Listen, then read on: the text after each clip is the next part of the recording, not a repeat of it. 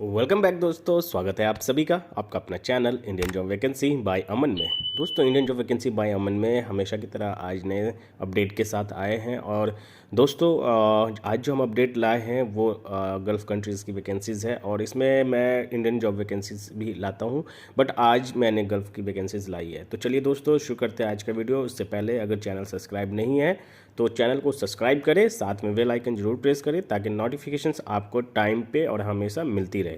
तो दोस्तों, सारा का सारा जेन्युइन वैकेंसीज़ है। तो दोस्तों, चैनल को सब्सक्राइब करें और वीडियो देखें। Thank you so much.